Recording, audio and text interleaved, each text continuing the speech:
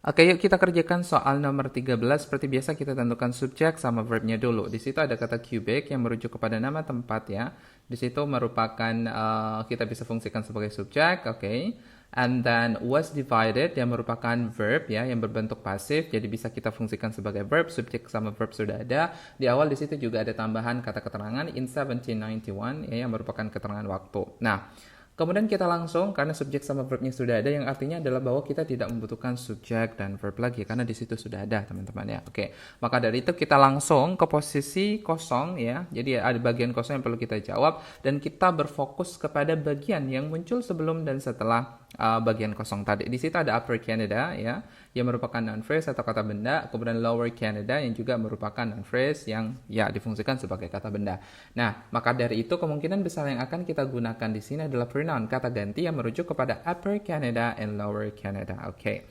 Nah, dalam aturannya karena ini merupakan satu kalimat saja, oke, tidak ada penghubung koma tidak ada kata hubung yang muncul setelah koma, maka kemungkinan besar pronoun yang akan kita cari di situ terbatas. Jadi kita tidak bisa menggunakan subjek sama objek pronoun. Kenapa demikian? Karena sekali lagi tidak dipisah oleh kata hubung dan juga tanda titik ya. Jadi yang A di situ walaupun ada pronoun ya berupa they, itu tidak bisa karena di sini dia akan berupa subjek pronoun gitu ya. Yang tentu kalau dia digunakan kalimat ini akan salah karena kita sudah punya subjek. Oke, itu.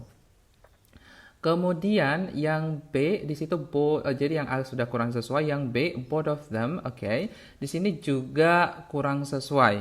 Jadi dalam aturan grammatical ya, baik they atau them itu bisa digunakan kembali kalau mengacu kepada kata yang sama yaitu Upper Canada and Lower Canada.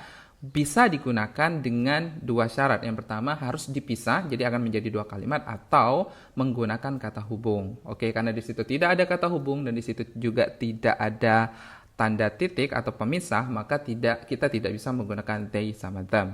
Oke, jadi yang B di situ juga kurang sesuai. Yang C di situ ada preposition in, which merupakan pronoun, kemudian adverb berupa both. Nah, in which ini bisa kita gunakan tapi tidak mengacu kepada Upper Canada sama Lower Canada ya, karena in which ini lebih mengacu kepada keterangan. Oke, keterangan menambahkan informasi terkait dengan keterangan tempat. Oke, bedakan nama tempat dengan keterangan tempat ya, teman-teman ya. Jadi Upper Canada itu sama Lower Canada itu bukan keterangan tempat tapi nama tempat. Oke, maka dari itu yang C di situ juga kurang sesuai. Kemudian yang D di situ ada both of which. Nah, both sebagai adverb, kemudian which di situ sebagai kata ganti. Nah, di sini sudah sesuai ya. Jadi both mengacu kepada keduanya yaitu Upper Canada and Lower Canada. Kemudian di situ kita menggunakan which ya, penghubungnya atau pronounnya yang di situ juga menunjukkan bahwa kata kerja yang muncul setelahnya, oke, itu masih ada kaitannya dengan Upper Canada and Lower Canada. Jadi yang D di situ sesuai. Jadi jawabannya adalah delta. Oke, bagaimana dengan nomor 14? Silahkan tulis di kolom komentar.